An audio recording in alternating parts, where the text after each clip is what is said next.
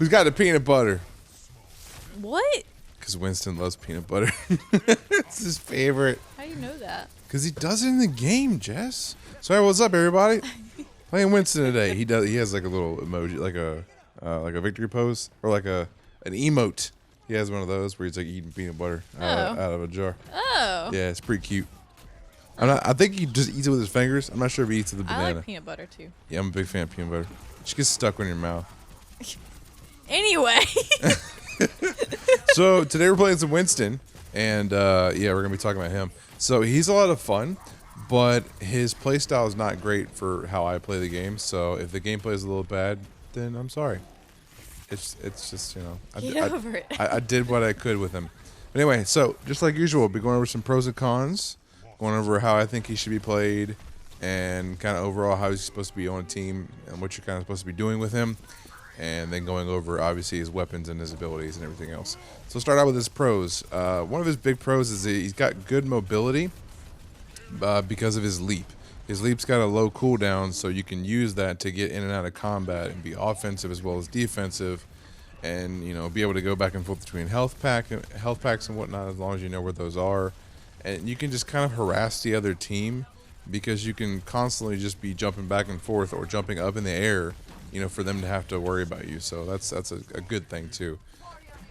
So he's also great at being able to clear out people that are either sniping or squishy characters, such as like Tracer or any kind of 200 health character. Tracer's a little hard for him to deal with sometimes unless he has his leap up and then he can follow her.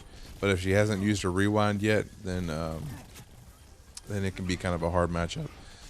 Also, his primary weapon, now it doesn't take much to aim. You kind of just have to be looking at them and for them to be close enough, and then the lightning will arc to the other players, and it'll also hit multiple enemies at the same time. And I don't think the damage falls off when you hit multiple enemies at the same time. Oh, that's nice. I think the damage goes to all of them the same as it would You don't have to if you're hitting aim, one. like do any different. You ain't got to aim. You just got to put people. it. You got to put the crosshair kind of where they're at, and that's it. It's really fun to do because it takes. It's fun because it's brainless a lot of times, which is kind of funny to think about Monkey and brainless. But it's monkeys are really smart. He's really smart too. I'm not saying that. I'm just saying real monkeys. Monkeys are really smart in real life. I'm backtracking. So anyway, it feels good to kind of turn off your brain when you're playing Winston a lot of times. The only time that you really got to think about what you're doing is when to leap and when to put up your force barrier.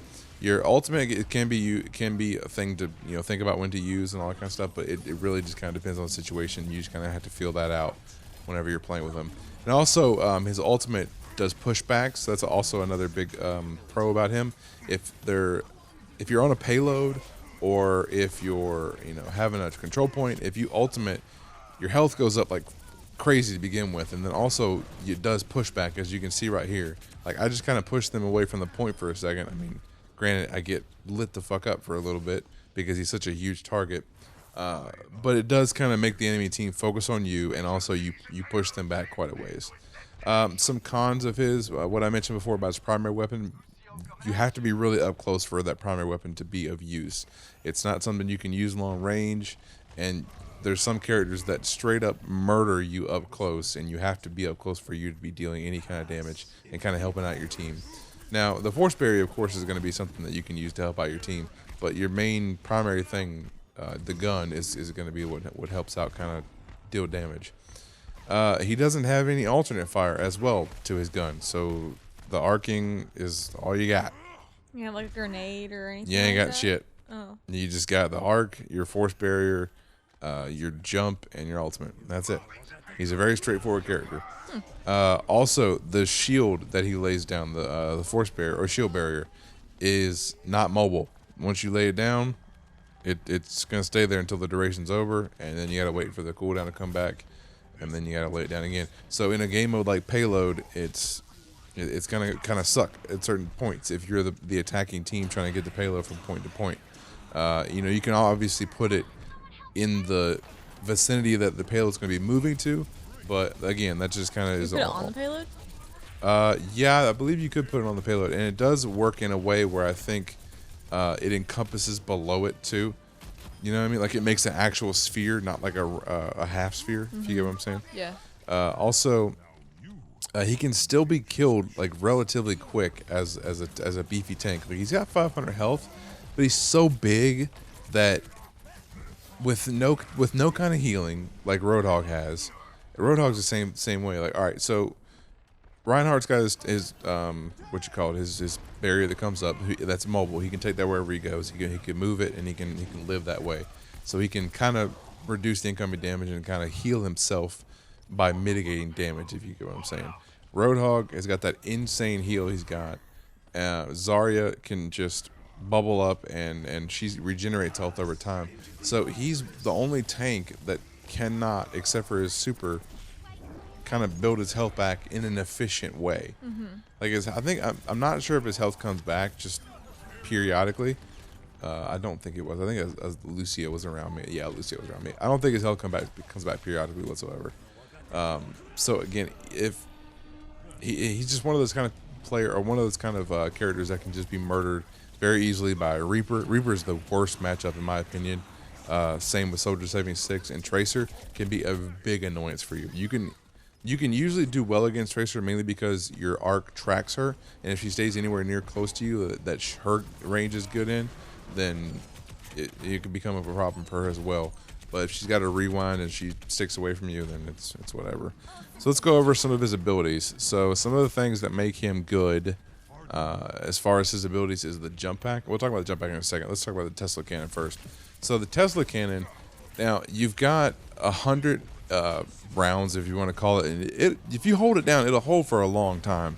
It shoots 20 rounds per second, so you got to think if you're holding it down with 100, you're going to be holding it down for a good 5 seconds, which doesn't seem that much, but in game time it can be a lot of damage considering that it does 54 damage per second.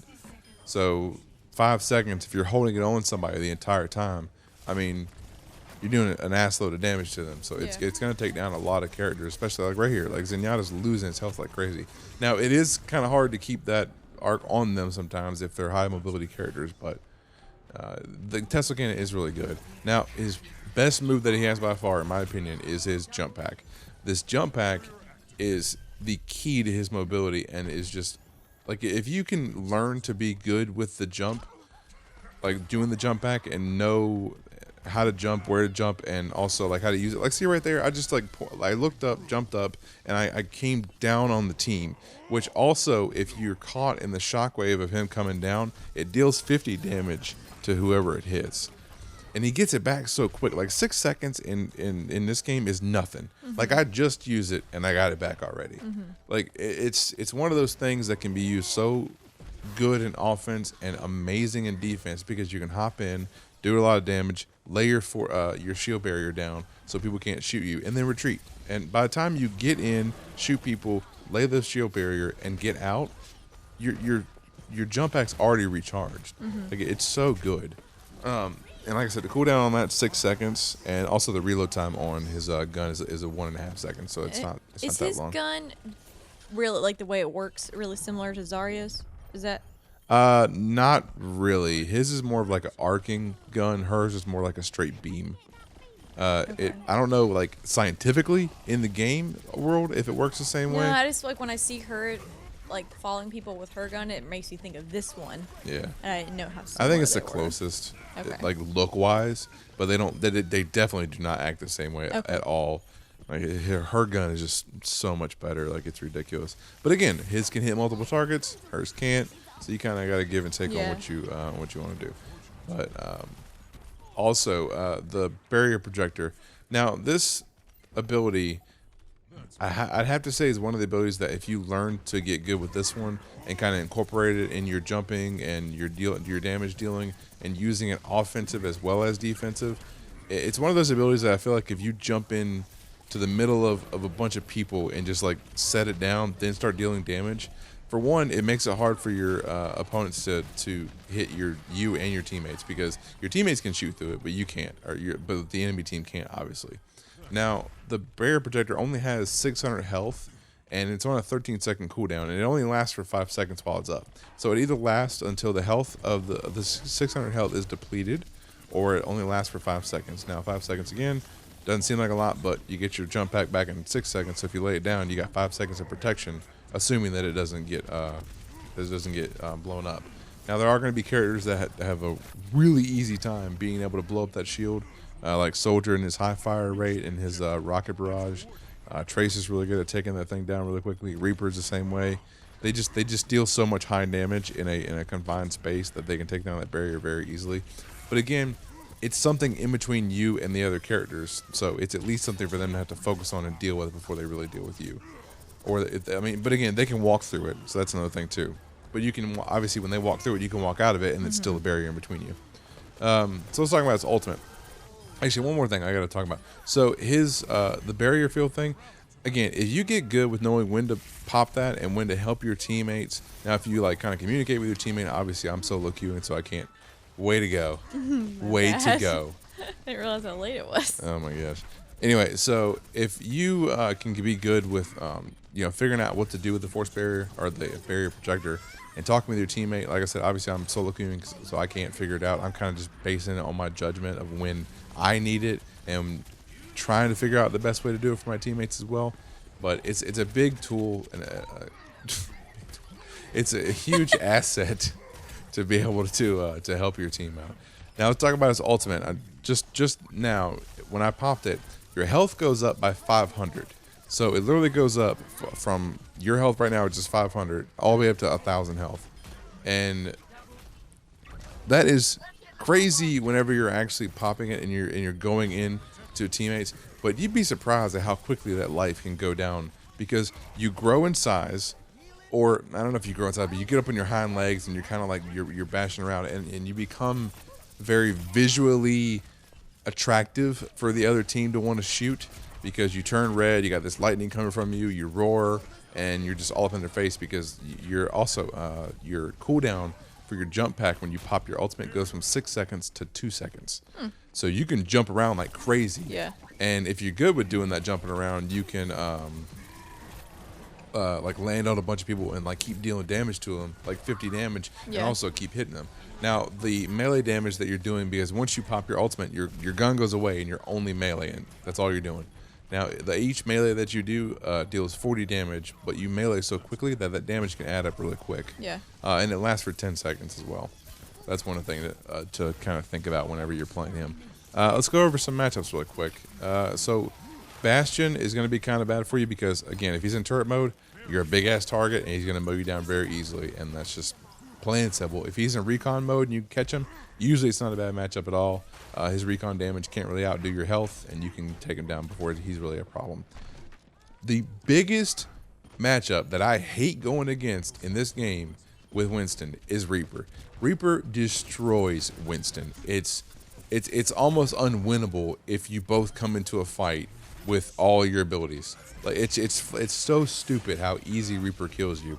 But again, he's a shotgun character, deals high damage. You have to be up close. He has to be up close. You deal so much less damage than he does, and he can shred through your life so easily. Also, Soldier 76 is going to be about the same as Reaper. When I was playing, I didn't deal with a lot of issues with Soldier 76, luckily, because I don't think the soldiers I was playing against were really that great. But he's a big issue too because of his high damage output and his ability to heal. And he's just, even if he does auto target, you're such a huge target that he's gonna auto lock on you before anybody else really, especially if you're all kind of within eyesight of him. McCree's gonna be the same way. He's gonna be able to just mow you down because any shot anywhere with his gun and being semi-accurate is gonna take down your health like crazy, especially if he's able to stun you and fan the hammer. Pharah also, you're a huge target. She's got rockets to deal 50 damage per shot. She almost can't miss unless you're jumping around. And then last is going to be Roadhog. Roadhog I find to be kind of an issue. Well, actually, it's kind of a big issue for the most part, but it's mainly because of his pull-in that he does to you, because he can lock onto you very easily, and also because he does high damage with his short-range blast, and his long-range blast can take you out whenever you're trying to retreat. So all in all, Winston's a lot of fun. I really enjoyed the character for what it was worth, but he needs a buff. He needs a lot of buffs. He needs some revamping for the most part, and I hope they take a look at him to see, because he's a fun character. So I hope you guys enjoyed it, and give Winston a try. Yeah. Yeah, peanut butter. Eat some peanut butter.